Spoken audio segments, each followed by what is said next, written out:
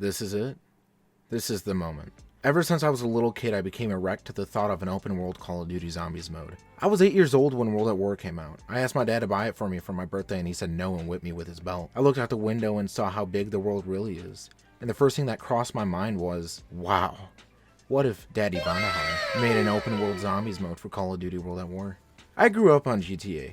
Primarily GTA 3, so the concept of an open world was nothing new to me, but yet it was still so fucking cool. I've followed COD Zombies my entire life almost. It has brought me more happiness and joy than any friend or family I've ever had, besides Black Ops 4.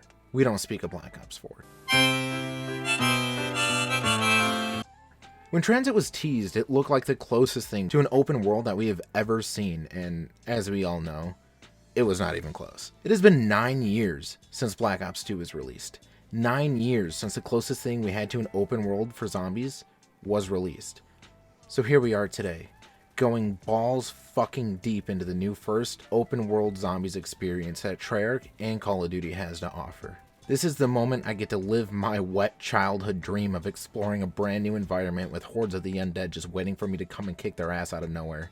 So after playing for 2 hours this morning, let me share my thoughts on this mode. Alright, so we're going to be breaking this down into a very small review format, so bear with me gamers. First we're going to be taking a look at the gameplay.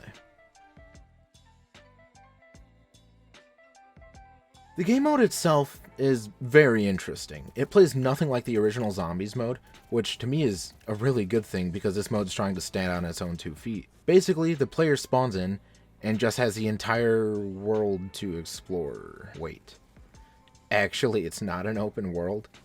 You mean to tell me they marketed this as an open world and yet it's just the Fireteam maps?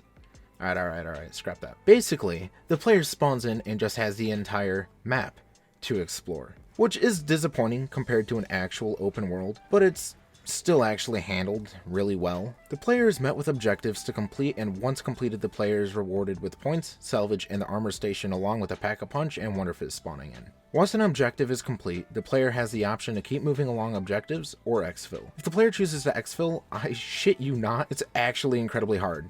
Just like me when Daddy Vanahar nerfed the DSR back in Black Ops 2. If the player decides to continue their objectives, they will be transported into a different Fireteam map with a brand new objective. These objectives change every round. Sometimes they are defense rounds where you protect a zombie's head that you place into a machine. Other times it's an escort mission. My least favorite is the survival defense challenge where you just survive in a house for 4 minutes and that's pretty much it. Don't get me wrong, it's really difficult, but it's just not engaging at all. These maps offer loot in the form of chests all around the map and also have many side objectives all over. Running low on points? Well, if you're not, you probably will soon. But a good way to prevent that is hitting a jump pad and collecting the essence drops in the air while you parachute. Find a golden chest? Well, you already know these big honkers contain great loot because, well, it's fucking gold. So go ahead and prove you're worthy to the Dark Ether by taking on the new Panzer enemy type. The homie is equipped with a flamethrower, projectile chlamydia that burns the player as soon as it hits them, and a jetpack fueled with vaginal discharge so he can project himself into the air. There's also the return of a dragon heads from Horizon Drock. Once fed, they drop great loot and points for the player. Yeah, pretty much sums up most of the core gameplay aspects of the mode, so let's take a deeper look into the good and bad parts of this game mode. The good things in this mode are a bit overwhelming. I love the looting, the jump pads tickle my fancy in all the right ways, the variation of enemy types is really solid and great, and the maps themselves are actually really awesome. I love just walking around and seeing small gatherings of zombies that are patrolling an area. It makes the world seem so alive. It is great to casually see manglers just chilling and dogs walking around in an area. I think one of the coolest parts of this mode is the freedom you have. You can stay in a world and loot as much as you want for as long as you want. You can climb on buildings and find stashes of points to reward you for your exploration. You can go in any house and drive any car. Actually, that's false, you can't drive any car, but there's a good amount of cars you can drive. Speaking of cars, I don't know if there's anything cooler than driving into a horde with a Jeep watching all of the zombies just get fucking plowed through. There's challenge podiums that give rewards for completion. This is best done when just exploring before or after you start the main objective. All of the wonder weapons return in this mode, and though I don't have gameplay of all of them, I can only imagine a squad of 4 being geared up the fuck up, ready to rock anything that comes at them with all of the wonder weapons in this game. Holy shit, that's gonna be fucking awesome when I actually have 3 other friends to play with. I appreciate the variety of challenges, and I think it's super cool with all of the work they have put in. I don't really want to keep these segments going on for too long, but I can't wait for them to add Easter eggs and more locations because so far they nailed so much of it already. But with a great foundation laid down for a new mode, let's see what needs improving. I'll start with my personal biggest issue, points. Points is an iffy topic to execute properly in this mode. It'd be too OP to just farm points with endless zombies on the map in the first world. However, I believe they do need to be earned a bit easier. I think they should add a multiplier to points in this mode. That way, when you're just killing a few zombies, you don't earn too many points. But when you take on a whole horde, the player is rewarded with more and more points for each kill in a rapid session. I also think that the mystery box needs to be lowered in points drastically. Since the box is not even guaranteed a blue variant, the box should cost a maximum of 600 points to make up for how hard points are to come by currently. I would also change Pack-a-Punch prices to 5,000 for Tier 1, which it currently is, and for Tier 2 change it to 10,000, and for Tier 3 change it to 25,000. This would also be a good adjustment in my opinion for the new point system. I would also say the health of zombies increases way too rapidly after objectives are completed. Your weapon is near unusable at times, and it becomes so fucking fast that you can hardly defend yourself from the tight gorilla grip of the Mimic's coochie.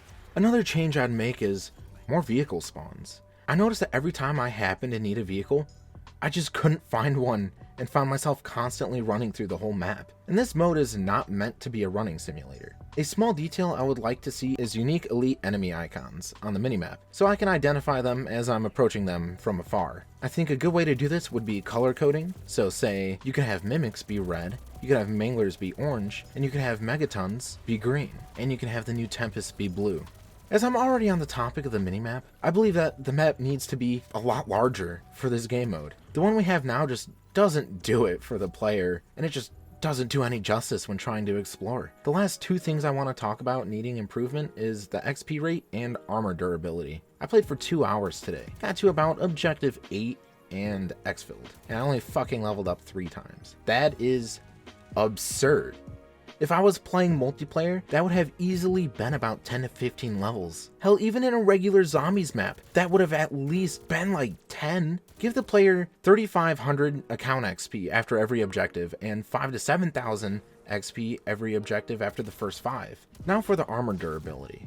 When I was playing earlier, I shit you not, that heavy zombies, you know, the ones with all of the armor, would break all 3 of my armor levels in 1 or 2 fucking hits. This is nuts, considering how little armor drops repair your armor and how little armor stations are around the map. This is probably one of, if not the biggest issue with the mode, and it needs improvement ASAP. With all of that being said, this was me discussing my first initial impressions on the new Outbreak mode. And honestly, I think this mode has more potential than anything we've ever seen in the past for zombies. I watched a few videos by other content creators talking about a meeting they had with some devs and the future plans for this mode. They were talking about adding other limited time modes, full-fledged Easter eggs, and more ways to speedrun, more maps, and just so much more. I'm truly excited for the future of this mode and how it plays out, and honestly, this might be our first glimpse into the future of what zombies will be. Thanks to everyone who watched and took the time out of their day to leave any feedback. I appreciate any and all of you who watched until the end. I have a few more videos planned discussing Season 2 of Black Ops, so stay tuned for those, and until next time, piss off.